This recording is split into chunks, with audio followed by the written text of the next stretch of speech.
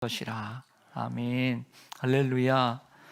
예, 새벽을 깨워 기도함으로 주님의 고난에 동참하기 위해서 2025년 고난주간 특세 넷째 날 함께 하신 여러분 위해 오늘 하루도 하나님의 은혜와 평강이 함께 하시길 간절히 소망합니다. 우리 서로 인사하겠습니다. 우리는 순례자입니다. 우리는 순례자입니다. 예수님의 고난의 길을 우리가 함께 따라가는, 예루살렘으로 가는 예수님을 따라가는 순례자입니다. 여러분들이 이렇게 평일 주일에는 잘 모르실 텐데, 이게 새벽에 이렇게 직접 문을 열고 이게 들어오시다 보면 달그닥 걸리는 소리가 나실 거예요. 저 문이 무척 고급스럽고 그리고 비싸고 좋은 문입니다. 그런데 20년 넘게 쓰다 보니까 이게 이제 유격이 생겨서 위에가 좀 닿아요.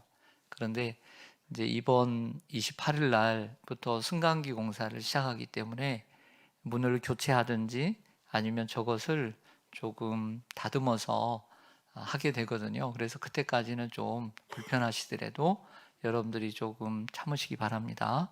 소리가 좀 나더라도. 우리가 평소에 이제 운동을 안 하다가 새로운 운동을 하거나 또 운동을 하다 보면, 심한 운동을 하다 보면 안 쓰는 근육을 쓰기 때문에 아파요. 그래서 그날 파스를 붙이거나 또 약을 먹지 않으면 며칠 동안 고생을 합니다. 특세도 마찬가지예요. 특세도 여러분들 여러분의 루틴이 있는데 안 하던 일을 이렇게 하다 보니까 많이 못 자게 되고, 그 다음에 피곤이 누적되다 보면 아프게 됩니다. 그래서 몸살이 나거나 혹은 감기 증상이 있을 수가 있어요. 그렇기 때문에 여러분들 빨리빨리 조치를 해서 집에 있는 약이나 아니면 병원에 가셔서 약을 처방해서 드시기를 권합니다. 그래야 부활절 때 콜록콜록하지 않고 부활절 때 기쁨으로 하나님을 예배할 수 있어요. 할렐루야. 그러니까 미리미리 처방하시고 건강 잘 지키시길 바랍니다. 오늘은 날씨는 따뜻한데 바람이 많이 붑니다. 그래서 마스크 쓰고 다니셨으면 좋겠습니다. 오늘은 고난주간 가운데 목요일로 예수님께서 이 제자들의 발을 씻기시고 또 유월절 만찬을 제자들과 함께 하신 날입니다. 오늘 누가복음 22장 본문 가운데 앞에 부분 8절부터 말씀을 보면 예수님은 베드로와 요한 이 두 제자에게 유월절 만찬을 준비하라고 미션을 줍니다. 그러자 이 베드로와 요한이 예수님 어디서 하기를 원하십니까? 라고 묻자 그들에게 이렇게 말씀하십니다. 예루살렘 성으로 들어가면 물 한 동이를 가지고 가는 사람을 만날 텐데 쭉 따라가서 그가 들어가는 그 집으로 따라 들어가라. 그리고 그 사람이 아닌 그 집 주인에게 가서 예수님께서 제자들과 함께 유월절 음식을 먹을 빵이 어디 있느냐고 하십니다 라고 말해라. 그러면 그 주인이 그 2층에 큰 다락방을 보여줄 텐데 바로 그곳에서 만찬을 준비하라 라고 말씀하시는 내용이 있습니다. 우리 예수님은 하나님이시고 하나님의 아들이십니다. 그분은 창조주이시기에 존재하시고 전능하신 분인 줄 믿습니다. 그 물동이를 가지고 가는 사람을 어떻게 알았겠습니까? 그 사람이 가는 그 집에 그 주인이 이렇게 예비된 사람인지 어떻게 아시겠습니까? 그러나 주님은 아셨던 것입니다. 유월절 식사를 한 장소와 또 방까지 준비하셨습니다. 그것이 성령이 임한 마가의 다락방이라고 우리는 추측을 하지만 복음서 속에는 정확하게 유월절 그 식사를 하신 곳이 마가의 다락방이다라고는 말하고 있진 않아요. 다만 성령이 임한 장소는 마가의 다락방이 분명합니다. 그렇다면 오늘 예수님께서 함께 하시는 유월절 식사 그 기원을 먼저 말씀드릴게요. 유대인의 유월절은 이스라엘 역사 속에서 중요한 한 순간을 기념하는 연례, 1년에 한 번씩 하는 만찬이었습니다. 이스라엘 백성들은 애굽의 바로왕의 노예로 430년간 비참하게 살았습니다. 하나님은 그 바로의 고집을 꺾기 위해 모세를 보내 애굽에 여러 가지 재앙을 내렸지만 그의 마음이 강팍했습니다. 그리고 끝내 마지막 재앙을 내리셨습니다.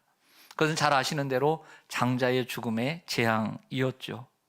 이 재앙을 피하는 유일한 방법은 이 하나님의 명령대로 어린 양을 잡아서 그 문에 임방 그리고 문설주에 바르는 것이었습니다. 그래서 어린 양의 피를 바르지 않는 집은 그 밤에 죽음의 사자가 와서 그 집의 맏아들 그리고 짐승의 첫 새끼를 죽였고 그리고 죽어나가게 되죠. 반대로 유월절 어린 양의 피를 바른 집은 죽음이 넘어가게 되었어요. 패스오버, 넘을 유, 넘을 월. 그래서 6월, 9월을 받았습니다. 매년 이처럼 유월절 만찬은 이 사건을 기억하고 축하하는 이스라엘의 최대 명절입니다. 그런데 이 유월절 만찬을 1년에 한 번씩 지키면서 그 유월절 만찬에는 나름대로의 형식이 있었습니다. 그 순서가 있었고 거기에 순서에 맞게 말해야 되는 대본이 있었던 것이죠. 그런데 예수님은 예로부터 내려오는 대본에 없는 말씀을 하시기 시작합니다. 오늘 본문에는 나와 있지 않지만 제자들은 놀랐을 것입니다. 왜 예수님이 이런 말씀을 하시나? 그 본문이 오늘 본문입니다. 화면에 준비했습니다. 오늘 우리가 읽은 22장 19절 처음에 보면 원래 대본에 없는 말씀을 하십니다. 또 떡을 가져 감사기도 하시고 떼어 그들에게 주시며 이르시되 이것은 너희를 위하여 주는 내 몸이라. 너희가 이를 행하여 나를 기념하라 하시고, 떡을 떼어서 이건 고난의 떡이다. 이것은 우리가 광야에서 혹은 애굽에서 우리가 고난을 받은 것을 기념하는 것이다.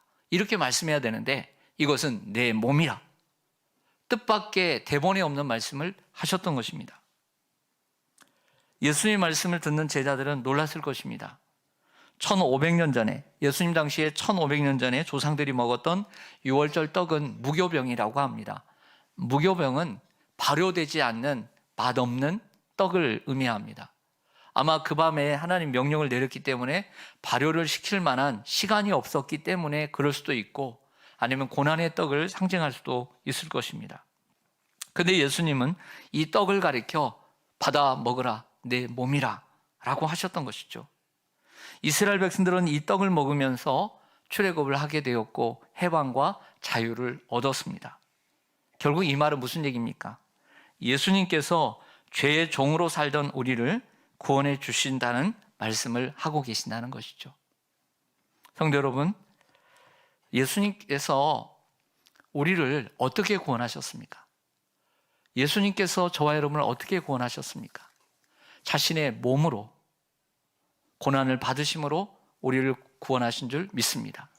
자신의 몸에 그 머리에 가시 면류관을 쓰셔서 가시가 박히는 그 고통을 당함으로 그 손과 그리고 발에 그 대못이 박히는 그 몸으로서 그 고통을 짐으로써 우리가 구원을 받은 줄로 믿습니다. 예수님께서 몸소 십자가에 달려 죽으심으로 우리를 구원해 주신 줄로 믿습니다. 예수님은 또한 식사를 드시고 난 다음에 또 한 번 제자들을 놀래키십니다. 오늘 본문, 두 번째 본문 누가복음 22장 20절입니다. 저녁 먹은 후에 식후에 잔도 그와 같이 하여 이르시되 이 잔은 내 피로 세우는 새 언약이니 곧 너희를 위하여 붓는 것이라. 뜻밖의 말씀을 하셨습니다. 유월절 만찬에는 포도주가 들어있는 잔을 들고 만찬의 의미를 설명하는 순서가 있습니다. 식후에 예수님께서 잔을 들어 말씀하십니다. 이 잔은 내 피로 세운 새 언약이니 곧 너희를 위하여 붓는 것이라. 뜻밖의 말씀하시죠. 여기서 주의해야 할 단어는 언약입니다. 따라서 하겠습니다. 언약, 새 언약. 여기서 언약을 먼저 말씀드릴게요. 여기서 언약이란 약속이란 뜻이죠. 약속입니다. 하나님께서 모세를 부르실 때 출애굽기 6장에 보면 하나님께서 미리 약속하시고 모세에게 미션을 주십니다. 하나님께서 아브라함과 이삭과 야곱에게 가나안 땅에 너희 백성들이 들어가게 하겠다고 언약을 하셨습니다. 하나님께서는 이 언약을 지키기 위해 모세를 선택하셨고 또 애굽에서 종살이하던 이스라엘을 속량하시고 자기의 백성으로 삼으셨습니다. 모세에게 이렇게 말합니다. 내가 저 애굽에서 너를 속량해낼 것이다. 저 고통에서 건져낼 것이다. 그리고 가나안 땅에 들어가게 하실 것이다. 그리고 나는 너의 하나님이 될 것이다. 그리고 너희는 내 백성이 될 것이다. 이게 출애굽기 6장에 나오는 언약이에요. 하나님이 이스라엘 백성들과 약속한 거란 말이에요. 그리고 하나님 그 약속을 지키셨어요. 그런데 예수님은 그 전에 언약이 아닌 출애굽기에서 6장에서 아브라함의 이 모세에게 주신 모세에게 하신 약속, 즉 아브라함과 이삭과 야곱에게 약속한 그 약속을 내가 지키겠다라고 하는 그 하나님의 언약이 아닌 새 언약을 세우시겠다고 말씀하는 겁니다. 다시 얘기하면 어린 양의 피로 애굽의 종살이에서 건져내어 속량하시고 하나님과 새로운 관계를 맺은 것이 이스라엘 백성들과 맺은 옛 언약이라면 이제는 어린 양의 피가 아닌 예수님의 피로 죄에서 영원히 종살이하던 우리를 속량하시고 영원한 생명으로 우리를 이끌어 주시겠다라고 하는 예수님의 약속인 거예요. 할렐루야. 이것이 새 언약인 것입니다.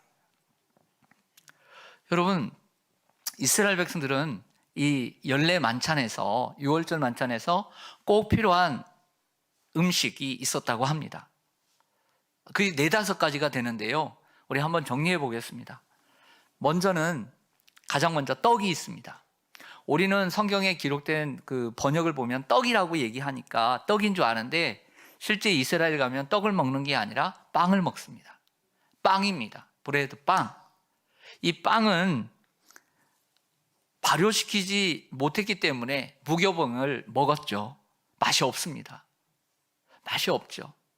그래서 그 빵이 꼭 있어야 하고 또 그들의 주식이기 때문에 우리로 얘기하면 밥이고 쌀이기 때문에 분명히 그들이 함께 먹었던 것이죠. 두 번째로 6월절 만찬 때 필요했던 건 뭘까요? 피죠. 피가 잔이죠. 그들은 포도주, 가나의 혼인잔치 나오는 것처럼 우리는 그 포도주가 우리는 이제 술이라고 여겨지지만 사실 그들에게는 술이 아니라 음료였습니다. 일반적인 음료였기 때문에 당연히 밥을 먹으면 우리가 물을 마시듯이 그들은 그 포도주를 마시는 것이 일반적인 식생활이었던 것이죠. 그래서 포도주가 있었습니다. 세 번째는 출애굽기 12장부터 14장에 나오는 것처럼 세 번째는 쓴나물입니다. 쓴나물을 먹으라 그랬잖아요. 그 6월절 밤에 쓴나물을 먹으라. 이 쓴나물은 애굽에서 받은 그 고통을 상징하는 나물입니다. 그래서 쓴나물. 요즘 봄나물이 나오죠. 봄나물이 나오면 옛날 생각나서 그 봄나물을 먹고 싶습니다. 땡깁니다. 참 그런데 우리는 맛있게 먹죠. 그런데 그들은 쓴나물을 먹었던 것입니다. 그리고 네 번째는 성경에는 나오지 않지만 1세기의 당시의 기록을 보면 6월절 절기를 지켰던 절기의 그 기록들을 보면 과일, 견과류, 포도주를 섞어서 만든 아주 달고 단 음식도 함께 6월절 만찬에서 먹었다고 합니다. 이처럼 빵도 먹고 포도주, 쓴나물, 그리고 견과류나 과일이 들어있는 포도주와 함께 섞인 단 음식도 먹었지만 가장 중요한 것이 빠져 있습니다. 그리고 가장 중요한 것이 예수님의 만찬에는 없었습니다. 이걸 우리는 메인 요리라고 합니다. 무엇일까요? 출애굽 때 꼭 먹어야 했던, 그리고 잡았던 것 뭘까요? 양이죠. 6월절 어린 양을 잡아서 그 양을 피를 바르고 나머지 고기는 먹었습니다. 한 가정이 다 못 먹으니까 식구들이 적으면 이웃과 함께 나눠서 먹으라고 했습니다. 당연히 6월절에 꼭 필요한 음식은 양이었어요. 고기가 있어야 됩니다. 그런데 오늘 6월절 만찬에는 고기가 있나요, 없나요? 나오나요, 안 나오나요? 고기를 먹었다는 얘기는 나오지 않습니다. 그러면 여러분, 도대체 이 6월절 어린 양은 어디에 있습니까? 어디에 있습니까? 바로 그 자리에 있었습니다. 바로 예수 그리스도입니다. 세례 요한은 예수님을 보고 이렇게 말했습니다. 보라, 세상 죄를 지고 가는 하나님의 어린 양이로다 라고 했습니다. 예수님의 길잡이, 6개월 먼저 왔던 세례 요한, 그가 예수님을 가리켜 세상 죄를 지고 가는 하나님의 어린 양이라고 했어요. 예수님의 오심을, 즉 메시아, 이 땅에 오신 그 고난의 종을 설명했던, 예언했던 선지자 이사야는 이사야 53장에서 이렇게 표현합니다. 메시아를 가리켜서 이렇게 예언합니다. 도수장으로 끌려가는 어린 양과 털 깎는 자 앞에서 잠잠한 양같이 그의 입을 열지 아니하였도다 라고 하면서 메시아를 어린 양이라 불렀습니다. 중요한 문장을 말씀드립니다. 결국 예수님은 세상 죄를 지고 십자가에 죽으시는 자신의 몸을 제자들에게 떼어 주신 것입니다. 내 몸이라 받아 먹으라. 그리고 십자가 위에서 흘리신 자신의 피를 제자들에게 마시게 한 것입니다. 받아 마시라. 이것을 내 피라. 이것을 마시라. 그리고 그것을 기념하게 하셨습니다. 이것이 우리가 전주에 함께 행했던 주님의 만찬, 성찬, 그리고 상만찬이 되는 줄로 믿습니다. 저는 오늘 본문을 두 구절 너무 잘 선택했다고 생각해요. 이 최순철 목사님이. 이 주어진 본문을 묵상하고 또 설교를 저는 준비를 하잖아요. 설교를 준비하면서 특별히 마음에 와 닿았던 부분이 있어요. 그 부분을 함께 나누고 오늘 설교를 마치려고 합니다. 오늘 문장에서 제가 느꼈던, 제가 묵상하면서, 여러분들 성경을 묵상하면서 느끼는 부분들이 있잖아요. 다가오는 그 말씀을 제가 다시 한번 본문 누가복음 22장 19절입니다. 화면에도 나옵니다. 또 떡을 가져 감사기도 하시고 떼어 그들에게 주시며 이르시되 이것은 너희를 위하여 주는 내 몸이라. 너희가 이를 행하여 나를 기념하라 하시고. 제가 이 말씀을 설교 준비하면서 묵상하면서 가장 마음에 와 닿았던 문장입니다. 너희를 위하여 주는 내 몸이라. 그리고 그 다음 20절 보겠습니다. 저녁 먹은 후에 잔도 그와 같이 하여 이르시되 이 잔은 내 피로 세우는 새 언약이니 곧 너희를 위하여 붓는 것이라. 그래서 대조 성경을 통해서 다른 복음서는 이 본문을 어떻게 얘기하나 보았습니다. 물론 다른 복음서의 기록은 달랐습니다. 다른 복음서의 기록처럼 예수님의 살과 피는 모든 사람을 위한 것이었습니다. 하지만 누가는 유독 예수님의 살과 피는 너희를 위한 것이다. 너희를 위한 것이다. 라고 두 번이나 말씀하고 계셨습니다. 저는 이 말씀을 저의 말씀으로 받았습니다. 여러분들은 어떻게 하시겠습니까? 복음은 모든 사람을 위한 복음이지만 그것을 믿는 사람만이 복음의 혜택을 누릴 수 있는 줄로 믿습니다. 예수님의 죽음도 모든 사람을, 모든 죄인을 위한 것이지만 예수님이 나를 위해 죽으셨다는 그 믿음이 있을 때만이 예수님의 죽음의 효력을 우리가 얻을 수 있는 줄로 믿습니다. 예수님이 누구를 위해 죽으셨습니까? 사랑하는 성도 여러분, 이렇게 질문할 때 여러분은 어떻게 대답하시겠습니까? 예수님이 누구를 위해 죽으셨습니까? 예수님이 누구를 위해 십자가를 지셨습니까? 온 인류를 위해, 모든 사람을 위해, 많은 사람을 위해. 이런 대답은 정답일 수 없습니다. 나를 위해서, 나 같은 죄인을 위해서 죽으셨습니다. 벌레만도 못한 나를 위해 죽으셨습니다. 이것이 저는 정답이라고 믿습니다. 이런 고백이 여러분들에게 있기를 소망합니다. 그래서 제가 생각나는 찬송가 가사가 있었습니다. 그리고 찾아보니 찬송가 311장에 그 곡이 있었습니다. 그 곡을 화면에 한번 띄워보겠습니다. 찬송가 311장 내 너를 위하여라고 하는 찬송입니다. 내 너를 위하여 몸버려 피 흘려 내 죄를 속하여 살 길을 주었다. 널 위해 몸을 주건만 너 무엇 주느냐? 널 위해 몸을 주건만 너 무엇 주느냐? 제 눈에 들어온 단어는 너였습니다. 내였습니다. 널이었습니다. 너이었습니다. 예수님께서 떡을 드신 후 이것은 너희를 위하여 주는 내 몸이라. 잔을 드신 후에 이것은 내가 너희를 위하여 너희에게 붓는 것이라 라고 했습니다. 여러분, 정말 여러분들을 위해서 예수님이 십자가에 죽으신 줄 믿습니다. 이러한 믿음 가지고 하나님 앞에 늘 감사하고 하나님의 은혜에 가득 차서 우리의 인생을 살아야 될 줄 믿습니다. 우리가 신앙생활하면서 매너리즘에 빠지기 쉽고 우리의 감각이 무덤덤해질 수 있습니다. 예수님의 십자가를 생각할 때 정말 내가 감사해야 되는데, 더욱더 신앙이 깊어갈수록 사도 바울처럼 죄인의 고백이 더욱더 깊어져야 되는데, 그런 고백을 오늘 하기를 원합니다. 그래서 이 가사 다시 한번 보시고요, 우리 설교 끝으로 이 찬송을 부르고 오늘 설교를 마치겠습니다. 찬송가 311장 여러분들 한번 펴셔도 됐고요, 위에는 본문만 나오니까요, 그 가사만 나오니까요, 여러분들은 악보를 보기를 원하시는 분들은 찬송가 311장을 펴셔도 좋고 위에 가사를 보셔도 되겠습니다. 1절만 정말 나를 위해서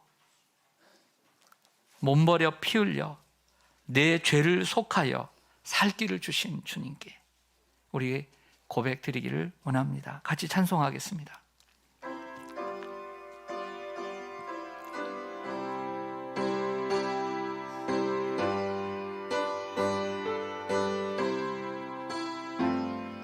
내 너를 위하여 몸버려 피 흘려 내 죄를 속하여 살 길을 주었다. 널 위해 몸을 주건만 너 무엇 주느냐?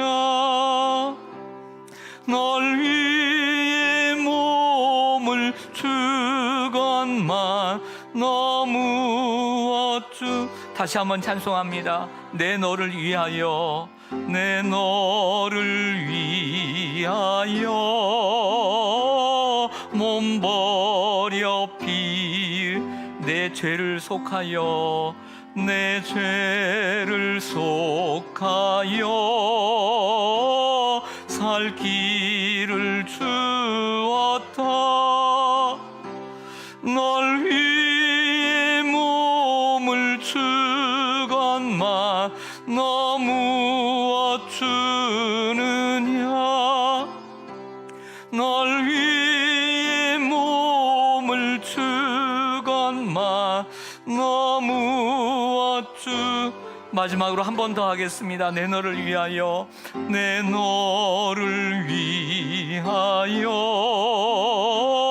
몸버려 피 흘려 내 죄를 속하여 살 길을 주었다. 널 위해 몸을 주건만 너 무엇 주느냐? 널 위해 몸을 주건만 너 무엇 주느냐?